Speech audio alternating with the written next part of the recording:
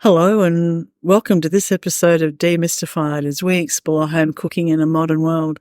I'm Linda and I'm here with my good friend again, Paul.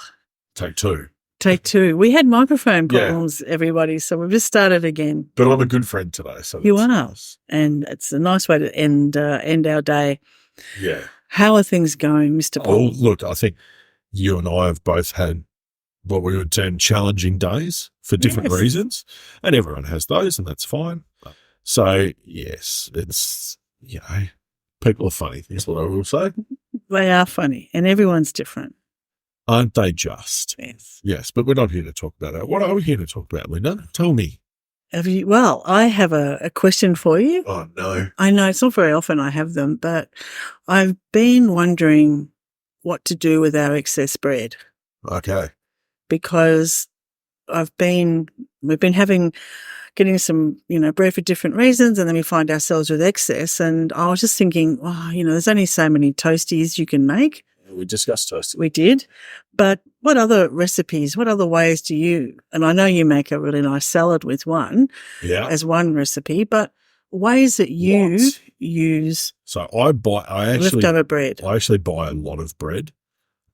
I do make a small amount, but it's mostly a weekend job for me. But we are a gluten-eating, wheat-eating family. And you got a young one, so and sandwiches for school. Well, sandwiches for school and rolls, and it's always croissants on the weekend. Oh, wow. For him, not for me. But so, yes, we often encounter this. So there's a lot of things that bread can be used for, right? A lot. Some of them more time consuming than others. So it depends how much effort you want to put. One of the benefits to good quality, proper made bread is how good it tastes when you first buy it. One of the drawbacks to it is that generally from a nice bakery, or even if you make it yourself, it doesn't contain preservatives, right? So they don't last. So maybe we should do this at a sort of a staged day approach. Okay. So day one of purchasing the bread, hopefully you've eaten a portion of it or some of it.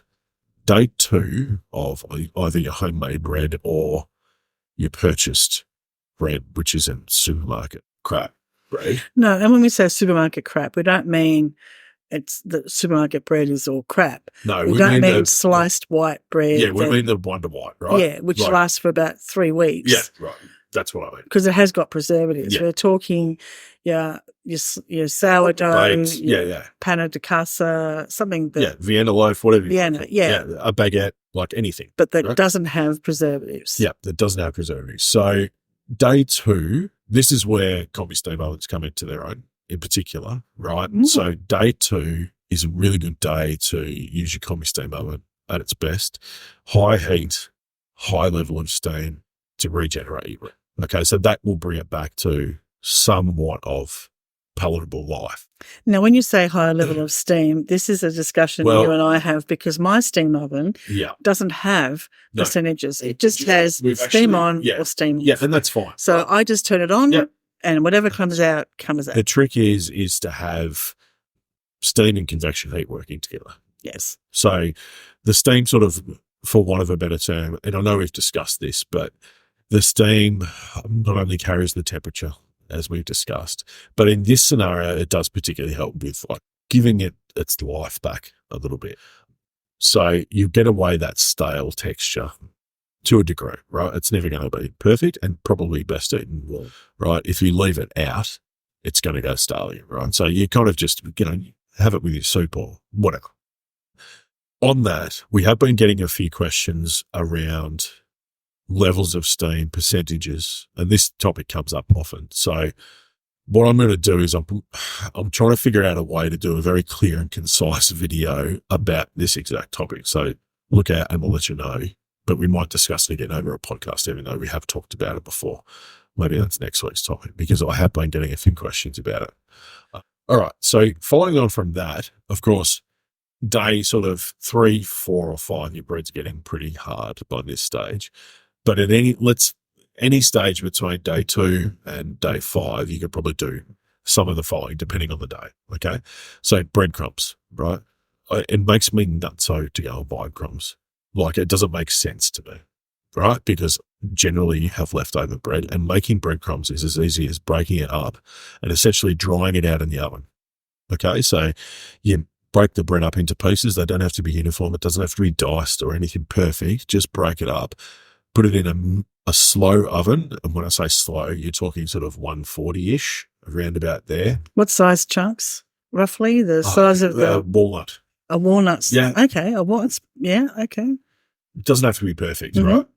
And cook it very gently. So you don't want too much color on it, right? Because generally if you're using breadcrumbs, not all the time, but if you're going to use those breadcrumbs for a schnitzel, remember they're going to cook again. So you don't want too much color on them. But the purpose here is to dry it out, right? Dry out your breadcrumbs until they're like dry, and then stick everything in the food processor and blitz it up and you've got breadcrumbs. That's a really good use of bread. It sounds like a great use. Yeah, yes. Very, very simple. So it can be used to thicken sauces, can be used in meatballs, can be used in for making a schnitzel, any crumb food. Like breadcrumbs are a staple should be a staple in most people's pantry, unless you gluten free, of course. But, they have a lot of uses. They're a good binder, good thickener. They can be used for a lot of things. So that's kind of an easy no-brainer for me because it just kind of sits there and does its thing, and you can't really burn it, kill it, overcook it. Just be patient with it. Give it a good 20 minutes, half an hour until they're really dry. But not too much colour. No, yeah. And let them cool and then just blitz it up until whatever texture you like. So you can do it super fine. You can do it a little bit more coarse, A little bit more coarse is going to give you that sort of panko Japanese breadcrumb. And if you look at bought breadcrumbs, generally, they're pretty pale, right? Makes sense. You're kind of shooting for that as well, especially for something that you're going to crumb and cook after, be it a chicken schnitzel or a prawn or a piece of fish or whatever. A couple of other ones which are kind of good, which is sort of going back a bit old school, is bread and butter pudding. We often one of my forget favourites. about bread and butter pudding, but and the reason that I bring that up is that, as I said, for us on the weekend, it's generally a croissant. Well, generally it's croissants, but he who says, which is my son, sometimes we'll go, no, I don't want croissants today. So I'm like, well, maybe you'll have them on Sunday because I can kind of get away with a ham and cheese croissant on Sunday, being toasted and all. But sometimes he won't do that. So then now I'm left into essentially bits of bread, croissants, could be brioche, but croissants, going star. Any croissants, Danish, anything like that makes fabulous bread and butter. Like really good, because they're already full of butter. And you can just mix that with normal bread to make a bread and butter pudding. So bread and butter pudding, simple egg custard. You don't have to cook out. Mix it up, throw some frozen berries in there, stick it all in a tray, bake it until it's set, job done. Like it couldn't be easier. So bread and butter pudding's kind of easy go-to. I think you might need to do one on the video. I think that could be a good topic. Yeah, sure. Yeah. They've been done to death, but they're kind of, But sometimes you need to see the classics one. Are exactly. Yeah, and you they're see classics one for a and you reason. go, oh, that's right. Yeah. I'd forgotten about that. And that's not so much about being sort of cutting edge cookery. That's about using ingredients. Like how many people or how many chefs, they talk about using the whole animal, right? So someone gets a pig and don't just use the belly, use the trotters, use the ears, use the, all parts of the pig. We should think the same for most of our ingredients, right? So where possible, you should be using your potato skins. If you peel your potatoes to make mash. Another topic, another day. Use your potato skins to make some chips or whatever. But we should treat bread the same way. So bread, butter pudding, breadcrumbs. The other one, which is probably, I don't know if it's English, but I kind of have a feeling that it might be, is bread sauce. No, I've never heard of that term.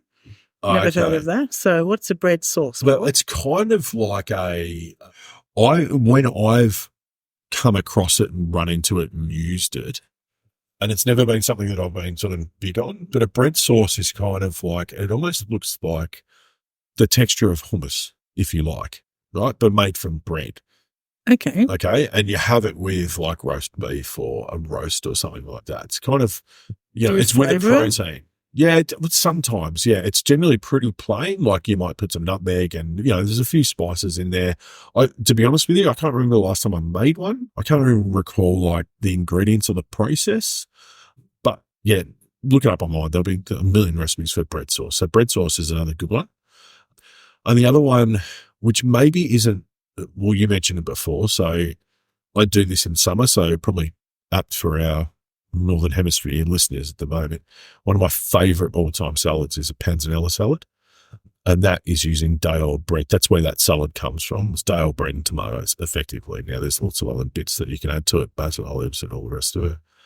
But when you salt tomatoes, they release their juices, and then you add essentially croutons, so fried bits of day-old bread, whether they're oven-baked or fried.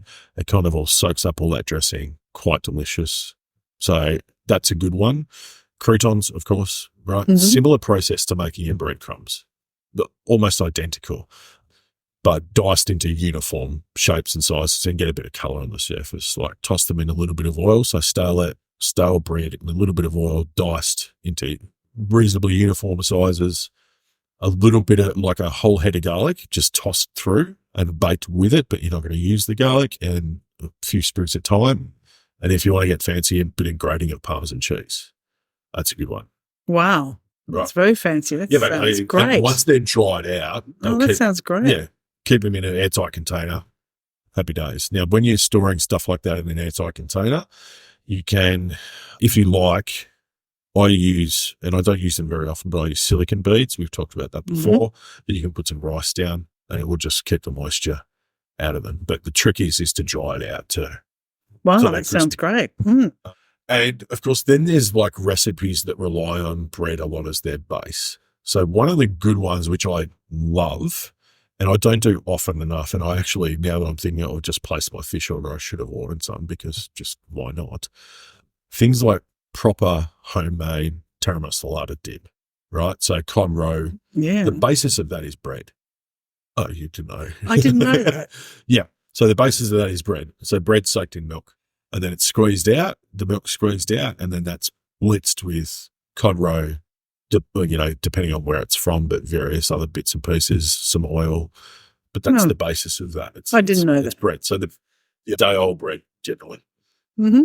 So, yeah, that's, off the top of my head, without any, prior notice, things like that. If you want something super simple and super easy, just go croutons or breadcrumbs.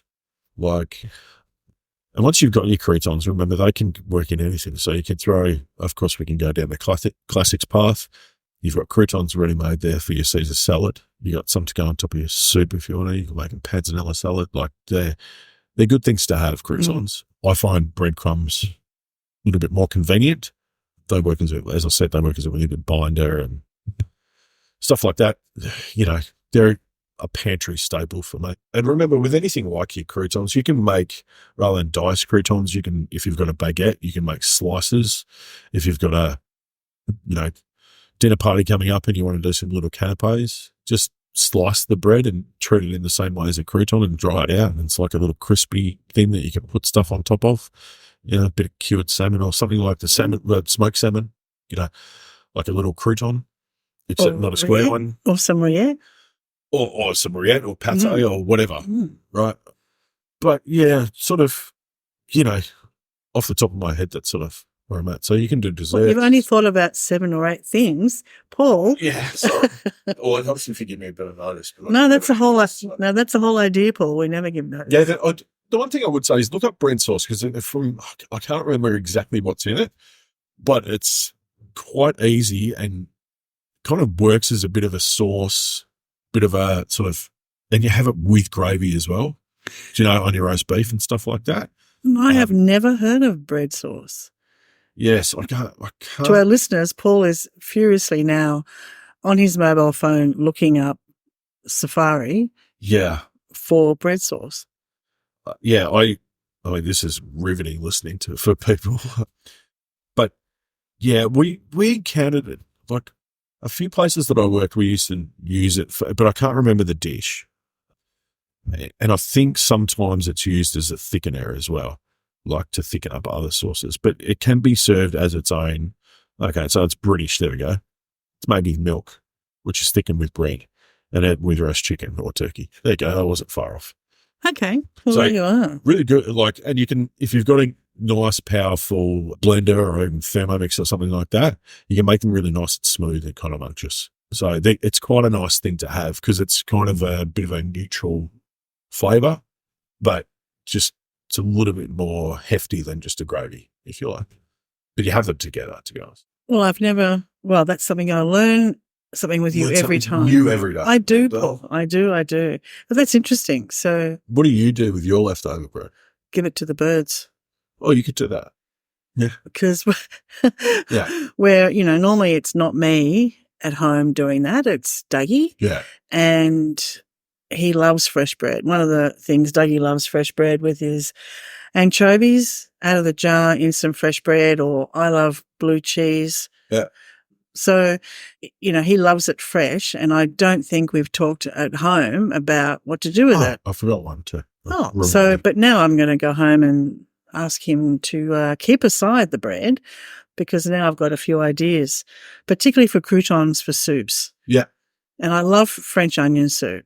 Yeah, well, that's getting a bigger slice and making a plate-size one that you can put a bit of grilled cheese on top and put that on top of the soup. I love that.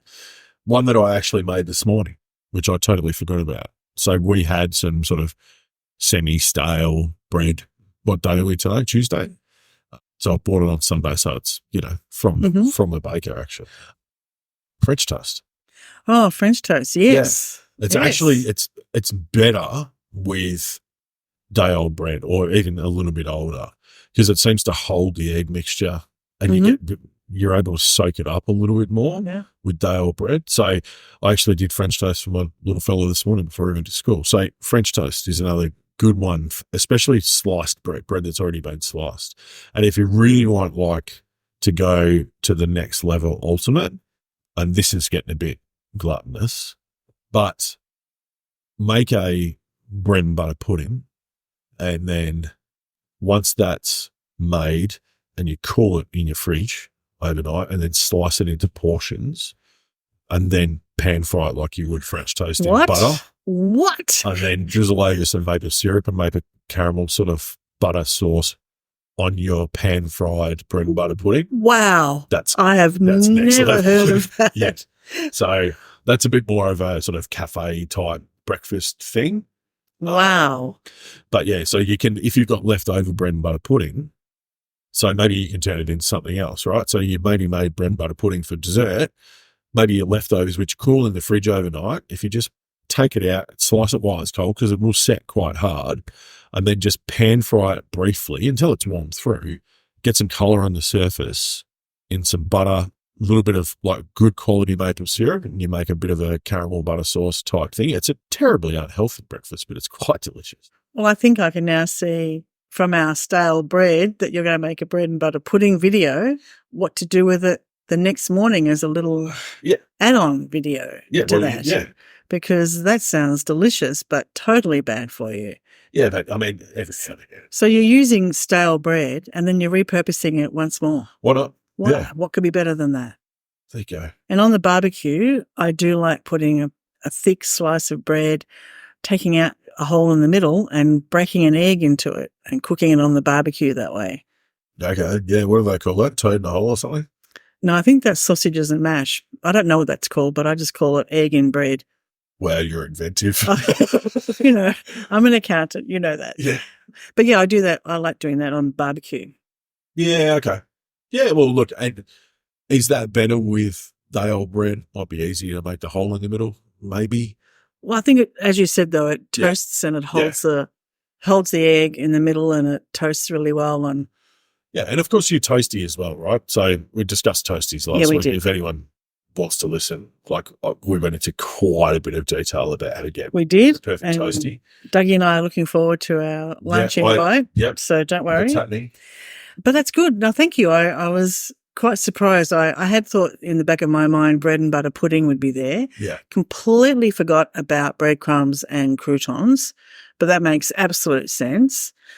And I can see that how I've missed opportunities in the past, and maybe the birds will have to go back to eating bird seed around us and not some bread. And bread sauce, try it. It's really easy. Yes, I am going to try that. Next roast chicken, bread sauce. It is very British now that it's I've started talking about it.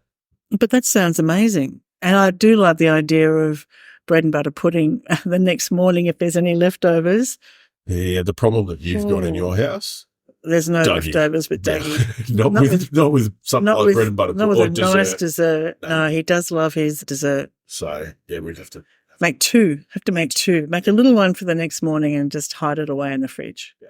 Well, there you are. Thank you for that, Paul. leftover bread. Who knew? Leftover bread. So, And I'm sure there's heaps more that people. love to hear from everybody who's listening if they've got any ways that they use the leftover bread as well. Yeah. That's brilliant. So, thank you very much, Paul. And until next time, happy cooking, Happy everyone. cooking. Bye. Bye. Thanks for listening to this podcast as we explore home cooking in a modern world. We'd love you to subscribe, and for more information, please go to our website, cookingwithsteam.com.